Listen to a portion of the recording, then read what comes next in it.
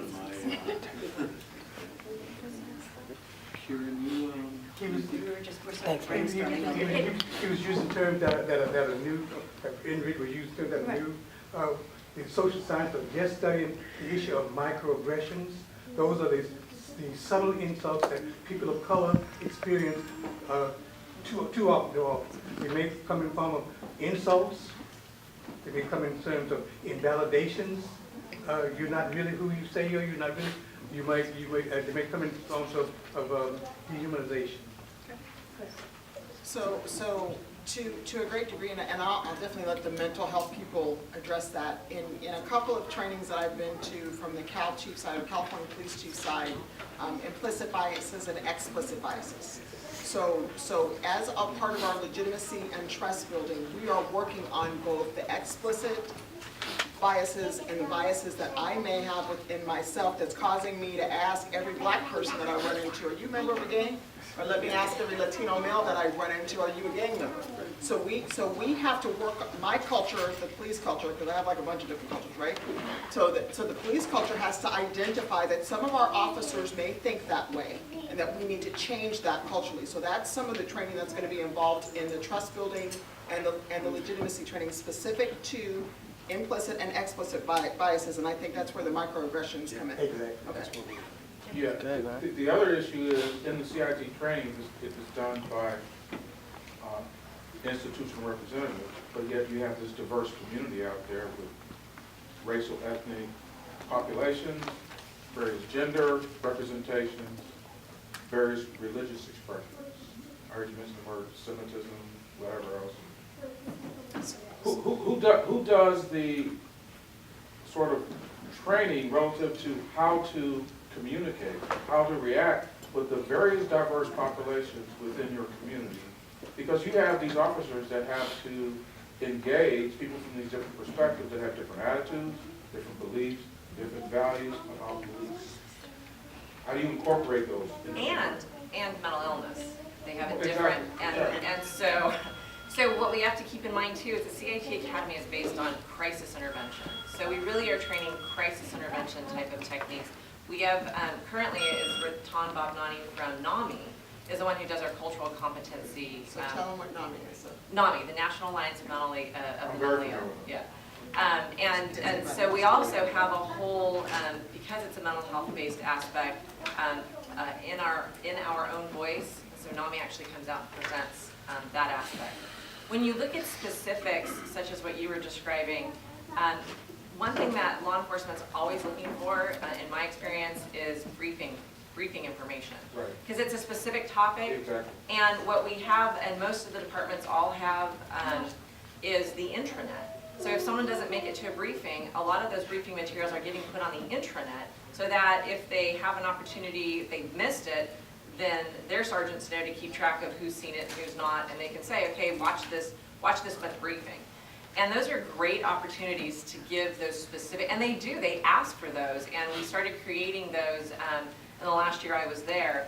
And it gave information, I know, on the deaf community, our deaf and hard of hearing community, and law enforcement will put phone numbers right there in their phones so that they have that resource. So if there's something specific that you want to talk about with regards to training, Yes. Briefings are a great opportunity. Yeah, I would just add, because we did, I'm a consultant for statewide. Some people may not know that. So we looked at all NAMI organizations and their signature programs that they come out and show videos. So we have focus groups around that. So one of the issues is, in the videos that they use in our own voice, the other one, the comments from participants was that the people in the videos don't look like me. They don't represent my community. They don't represent my socioeconomics. They look, too sophisticated for where I'm at. And so one of the things that I would suggest, NAMI is a good resource. If you have local community representatives in here that can also speak to those kinds of issues, their help-seeking patterns, their attitudes, and so on. And while you use NAMI, but NAMI's not necessarily very diverse and covers some of the perspectives that folks deal with microaggressions, racism, racial profile. They're not going to come at it from traditional mental health. Jim, I would say it this way: NAMI's cool, is better. Yes. For us in our community. So listen, what I'm saying is, and I'll close it out so we get more questions, we have some resources here that can add to the knowledge base of that training. You have Betty here and myself that were involved in one of the first cultural sensitivity training for the police department. And it came about because of just the anger that went in the community. And that time, they reached out to the community, and they had people from the community. That's what we're gonna do, Jess, that's why we're here. Exactly. Peter Martinez followed up, continued doing it. Nami's fine, but like as he said, something's missing in the cultural part there, it's being lost. And that's so important, especially with this type of community, it's primarily a minority community, African community. Let me, the next question sort of relates to that. Somebody has said, I was taking my granddaughter to school when a man approached me screaming in English. I couldn't understand what he was saying because I don't understand or speak English. I did call the police, and what they told me is that as long as the man was not touching me, that he could say anything or do anything. I took it upon myself to take the plate numbers and told him that if he didn't leave me alone or stop harassing me, I would be calling the police again. So I think this just bringing the point of what happens to let people know their options, and then how do we do that cross-transference with the language barriers. So every time if it happened just like that, it should not have happened, because if somebody calls in 911 and they're fearful, we should send an officer. So when we hear stuff like that, right, I'm sorry. So when we hear a question like that, what we want to know is if we could find the exact day and time that the call came in, we can go and listen to it.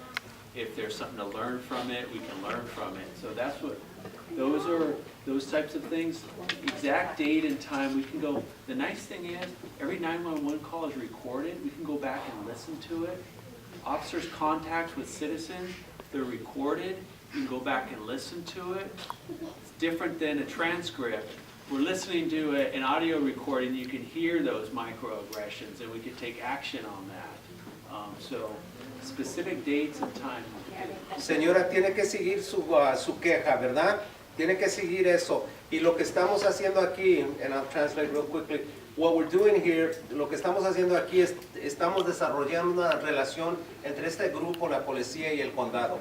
What we're doing is developing a fluid relationship between the police department, and Ventura, so that we can talk and that we can really get a hold of these complaints that are kind of being lost, and we can, put them in the proper place, right? That's why this, and the change can happen. That's why this grouping is so important. So stay with it, okay? Okay, this is the next question, if that's all right. Okay, please discuss crowd calming tactics and training, and why is it sometimes ineffective? Okay, that's a loaded question. So crowd calming tactics and training. While you're thinking about that, I'll start the answer. Part of crowd calming is not engaging in traditional crowd control tactics. If you've noticed over the last 3 or 4 years, probably the last 3 years, we've had probably 8 different marches, demonstrations in front of our police department. Several of them had several hundred people out. And you compare that to what you see on CNN in Ferguson, where they have the same amount of people. But Ferguson, they're lined up with all their gear. You didn't see that in Oxnard. You didn't see that. So part of it is not bringing the fight to a crowd. We are not looking to engage a crowd. This is part of the Oxnard, our department, where we take pride. People want to protest, our job is to protect them. To make sure they're safe, make sure the officers are safe, make sure that property is not destroyed. There was a couple marches where there was a minimal amount of property that was destroyed, and we let it go. We let it go. We decided we did not want to engage. So that's probably the biggest, I think, crowd. The term was crowd calming. You guys are using very smart and articulate terms, but to me, that's the biggest thing. Is we're not using traditional tactics. We don't have a problem. Like I said, we want Somebody wants to protest, that's our job. We're constitutional police officers. Our job is to uphold the Constitution, the First Amendment. So we're not going to get engaged unless there is a threat to safety or a significant threat to property.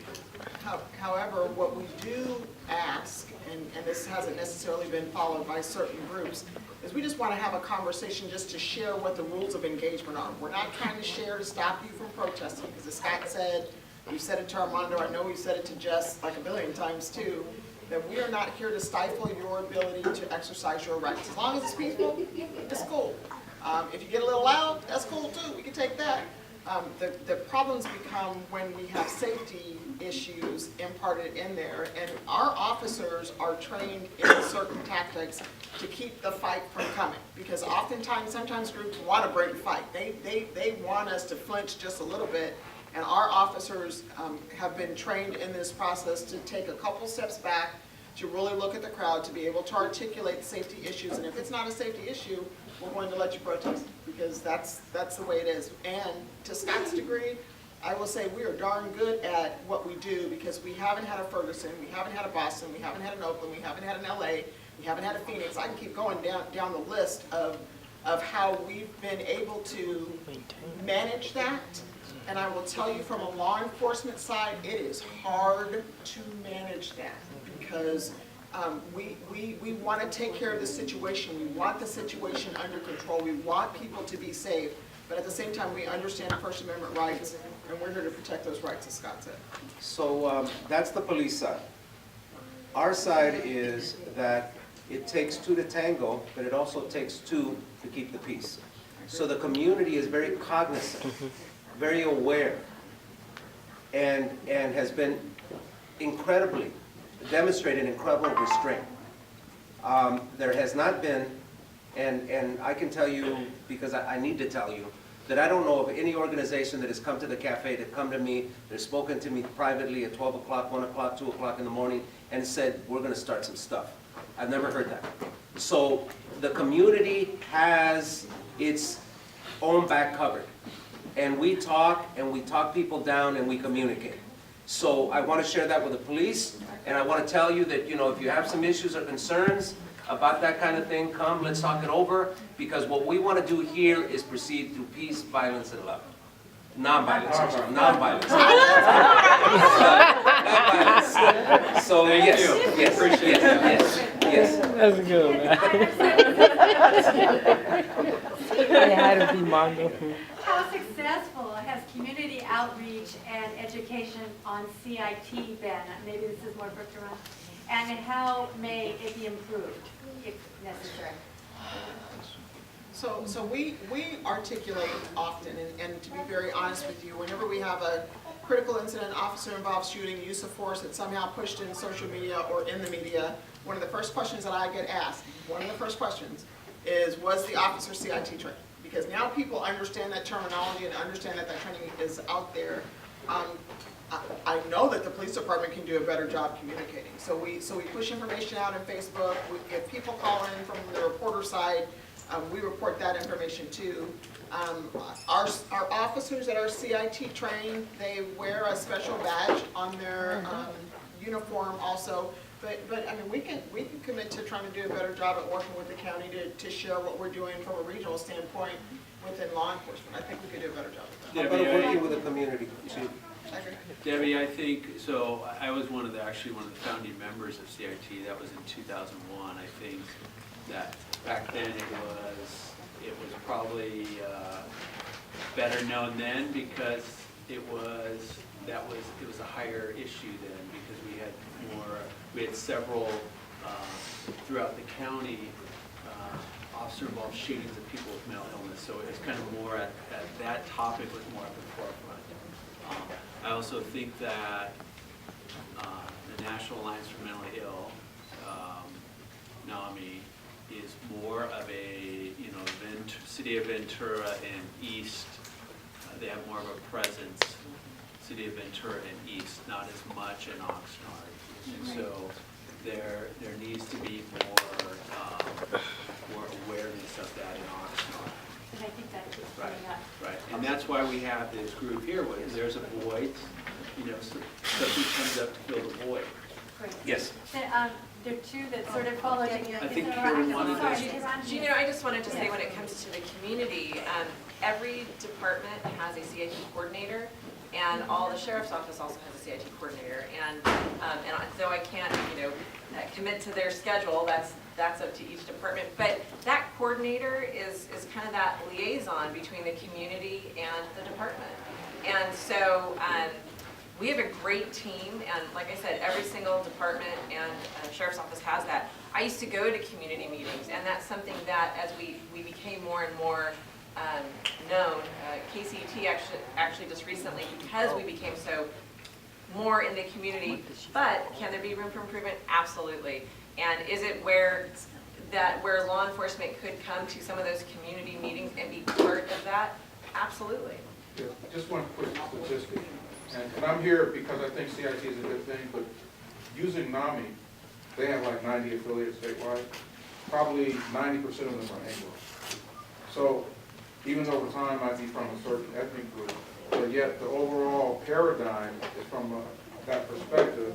And so I think having OM and others come to the table and present other information, you're going to get another cultural dynamic. And I think I'm sorry to cut you off, I think inviting law enforcement to events like this and to regular meetings, I think that's where you have a lot of that community support building as well. And that really is in the last couple of years in different organizations that had wanted some of that one-on-one. That really did blossom in some of those.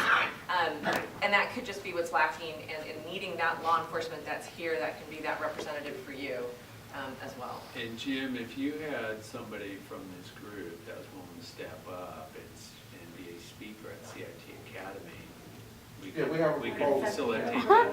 We have something that we're going to bring. I'll stand up right with you. Yeah. Don't take that hat. Could I make a motion to appoint Armando for that? Is there a second? I would not do that. We're not- Thank you so much. Just Blaine. You gotta have many diverse. Both, yeah. We'll get together, but Okay, of LGBT. course. Actually, can I just interrupt real quick? Benny, weren't you Yeah. an instructor at the early CITs? Yes, You probably, you could probably give some props to. One thing for the mental health side, we give mentally ill people a bad name. You said you want to be proactive. Recognize that we live in not a democracy, but a pigmentocracy, and that pigmentocracy is making a lot of people ill. They are very, very vulnerable to becoming ill. So we want the mental health society system to recognize that there's such a thing as trauma, race-related stress trauma. That's not a mental illness, but it's on the precipice. And we want to be able to deal with that. So a lot of people that you're meeting out there calling mentally ill, they are traumatized. They are stressed. Yes, yes. And they are behaving in ways that resemble PTSD. Some of our social scientists call it post-traumatic slave syndrome when it comes to dealing with black Benny, we folks. got it, brother. We got it. Thank you so much. Okay. Okay. A couple of, I just want to get to some more of the questions, if that's all right. What percentage of officers live in Oxnard and know the community? And So for our agency, I don't have the exact number, so I can get that back to you. I do know that in the hiring process, as Scott says, one of the final steps that they have with the Oxnard Police Department is sitting in front of Scott, myself, and Jason, the two assistant chiefs and the chief, in an oral board panel. And it is so refreshing to hear people who are born and raised in this community wanting to be police officers, wanting to give back. We always give them an extra shot. I do know a lot of us do live in the city of Oxnard, myself as one person, so it is important to live and work in your community. I do believe that there is a better connection when we have officers who live in the community versus who live everywhere else. However, there are some people who may not live in the city that have great connections too. So I can get that number back to you. I don't want to misquote, but I do think we have more who do than don't. then, I also, are you going to the next question? no, I was, but I I can't was ready to even- go, Scott. You gotta take a breath and let me jump in. I'm sorry. I'm just kidding. I also think that's important, but think even more important than that is, do they have a connection to the community? You could live in the community, but if you don't have a connection, We're done. it doesn't really mean anything.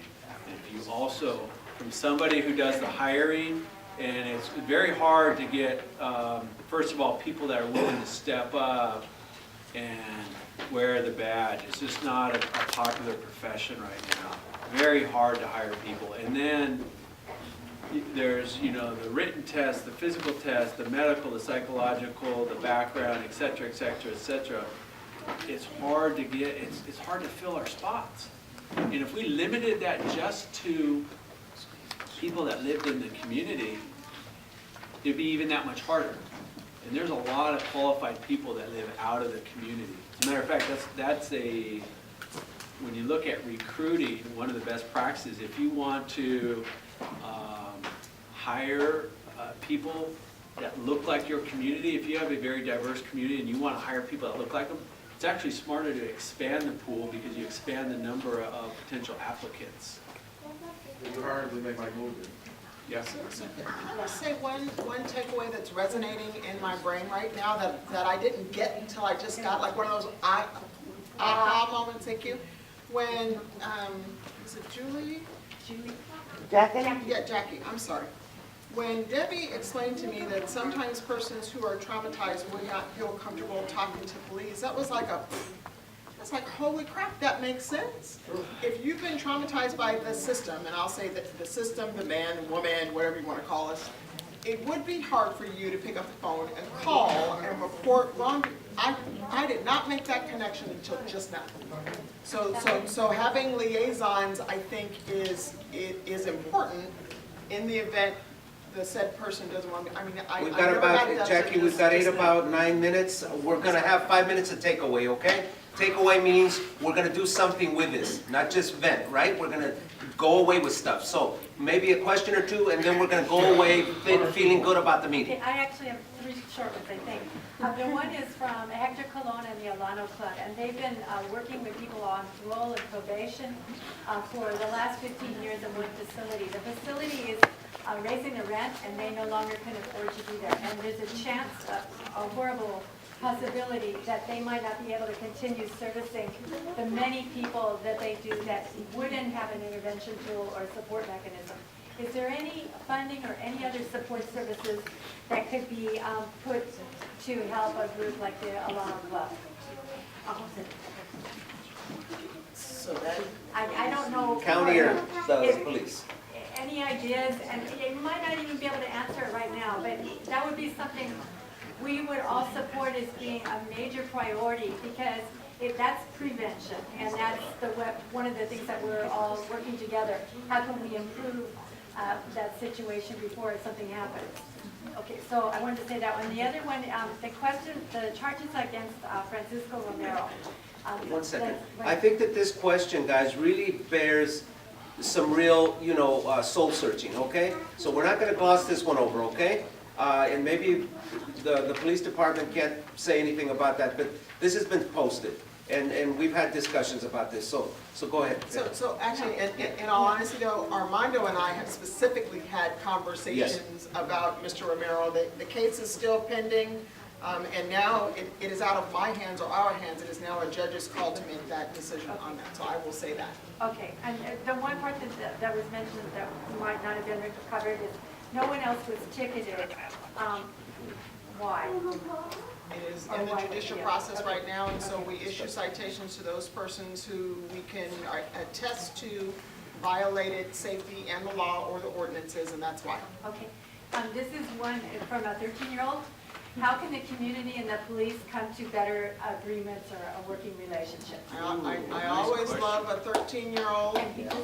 He said he's in. By having conversations like this, and by young people and old people, yeah, I'm there. Old people coming together, sitting down, and getting to know each other. So it is really hard to be angry or mean or upset at someone when you at least know them. I mean, you can still be angry and mean, but when you have a face-to-face conversation, I would love to have Cafe on A and maybe the police department somehow figure out a way to have and don't throw anything at me, it's gonna sound stupid, but to have like a picnic or hot dogs, or just some kind of way where we can come in and we can eat and break bread together, or maybe listen to music, somebody can show me the latest dance moves, so I need a little bit of help on that, but I think breaking down that stigma of authority, and just seeing us for the normal human beings we are is huge. So thank you, Son, for that question.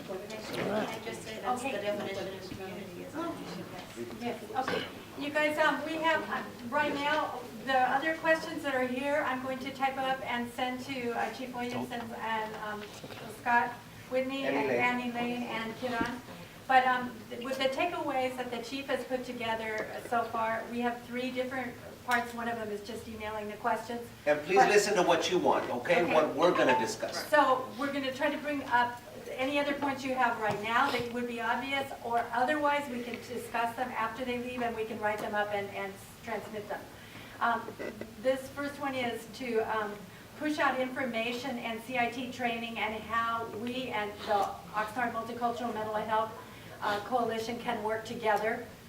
Liaison between OM and the OPD with both of us as a point of contact of the Cafe Andre or anyone's here. Yeah. Yes. Let's So- call like the ambassadors from authority. Yeah, absolutely, Yes, yes, that's what yes, we're going to yes. talk about. Okay, and then Absolutely. any other parts that you would say we could have as takeaways of what we've learned or heard today that we think is building bridges or Well, helping you support this? This group is gonna try to work with the CIT Academy. Right. If somebody, Yes, Okay. that was encapsulated in number 1. Yeah. And somewhere along the way, we'd like to see some type of, the same kind of get-together that Esther just talked about, the community, the officers getting together and doing some new cultural competency, some congruency. Things have changed since the last time we sat down, and the leadership has changed. And I can tell you, you know, and I'm going to say this, and I've told that to the chief, we have butted heads, but I've never felt more, well, the respect is mutual, but the chief is doing what she needs to do, and it's honest, it's transparent, we believe, Debbie and I believe, and we're communicating. And I think that goes to the ability to get farther than we've ever gotten before. So, is that possible, Chief? Is that possible, Scott? Absolutely possible. So I'll be honest, I didn't want to come today. I'll say it out loud. After I read Armando's article, I'm looking at Pastor Lee. I didn't drink too much alcohol last night. I did have an adult beverage though. And I was like, are you serious, Armando? And then as the day progressed, there were certain injects today that were like, oh my gosh, I can't believe you're going there. I can't believe you're going there. I can't believe I'm going there. But in the end, this group of people in this room could have chosen to be anyplace else today. I could have given you every excuse in the world. We could have given you every excuse. You could have had every excuse. I am thankful that we all put aside our egos and our differences to begin this process, and I'm trustful that this is not the last meeting that we'll have, that this is just the beginning of open dialogue and communication, because I think that's what's going to make us a better city. You know, one of the papers that Debbie didn't read, but I want to take this to say, it said, thank you for being here. No, I already ended it. Oh, okay, well, I wanted to say it out loud. See there? Thank you. Josh, do you want to say something? Real quickly, guys, because we're going to go around, okay? We're going to give a lot of people the opportunity. Scott, Jerry Williams, I want to thank you guys for being here. One, I worked with you guys before. I appreciate you replying right away to me. And I'm from Oxnard College. I'm a student. And I would like to, I'm part of Associated Student Government, so we have the right to use the facilities that we sponsor this event that you want to do, having a meal and a hot dog because the parking lot's there. It's a neutral, safe zone for everybody. And I think that could build the bridge for peace. Good. Good. Happy Veterans. Thank you. Okay, next, good. So we're going to do that. You're going to follow up on that, Josh, right? Benito. It's another takeaway. That's another takeaway. I just want to say that, you know, something like what Benny was saying, that aggression is also when you don't let the community, you know, be part of. So if we don't have a voice, that's a form of aggression. Absolutely. Towards Absolutely. the group, you know, towards people. So I know Debbie shared our index. I'm hopeful when I leave, because I got to put on a tie and go recognize Jacob Dundiff, our homeless liaison coordinator. You do know that we have a homeless liaison officer. Did you know that? Yes. We actually have an officer assigned just to deal with homeless issues